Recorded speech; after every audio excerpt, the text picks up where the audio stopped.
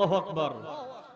ও মদিনারে তোর কাছে গেলে আমি কত খুশি হইতাম জানি, তোরে আমি বুঝাইব কেমনে।